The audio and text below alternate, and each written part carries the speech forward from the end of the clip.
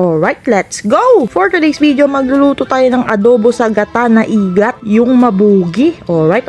Una sa lahat, first of all, bumili nga tayo ng igat or eel sa English, 1 kilo. Then pinalinis na rin natin kay kuya kasi hindi ko alam maglinis ng ganyan. Pagka uwi, hinugasan lang ng suka at asin, binabad ng 30 minutos para maalis yung lansa. Kamamak pa nga yung ulo, parang pirana. Shit! Makita ko to sa dagat, tatakbo ako. Nung na-ready ko nga yung rekado, magsisimula na tayong magprito. Back to back, side by side. Ipiprito lang natin saglit para maalis konti yung lansa at galis-galis niya sa mga balat. Yung igat pala na to mga kapulutan is galing sa dagat. Pero sa pagkakaalam ko, meron din igat na galing sa fish pond. Comment down below naman kung anong pagkakaiba nila. Alright.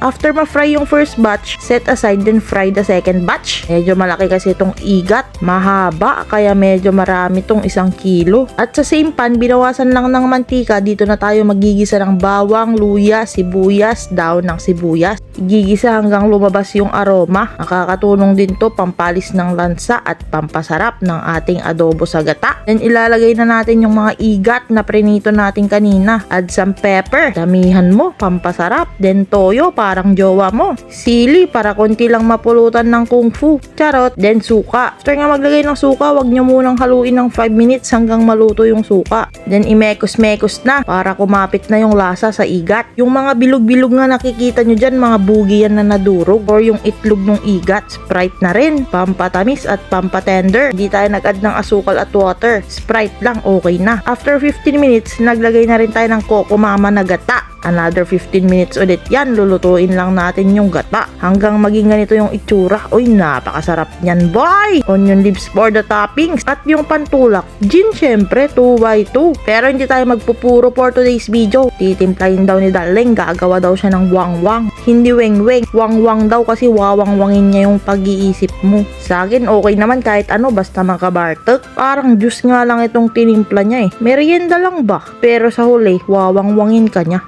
Alright. Hindi pala tayo sponsored ng Pundador ha. Pero Pundador, baka naman. Saka tayo mag-cheers para sa mga solid supporters dyan. Nagimasen kas lalakang juice boy. Then pumulot na ako ng pulutan. 1 hiwang igat. Yung may bugi para masarap. Napakasolid nga ng bugi. Goods na good. Ka tayo uminom ng juice. Tinikman na rin ni Darling ang juice saka pumulot ng pulutan. Approve naman tayo dyan. Kita nyo yung bugi, ang laki mga kapulutan. Yung itlog niya. Sayang hindi ka na naipanganak. Nasubo ka na ni pulutan ng ina mo. Sinubuan ko na nga rin si Darling doon sa may belly part para di na siya magsana all. Then sinunod kong tikman yung ulo. Yung kamamak na ulo. At para sa nag-comment ng adobo sa gata na igat, ikaw ang nanalo, Miss Shaina Pabilionar. Claim mo na yung prize mo. At sa nanonood ngayon, pwede ka na ring manalo. For every video natin, mamimili na tayo ng isang lucky winner. Make sure na naka-follow ka sa ating page. Then like, comment, share yung latest video. Malay mo, baka may pang 2x2 ka na mamayang gabi. Follow mo na kami. Bye!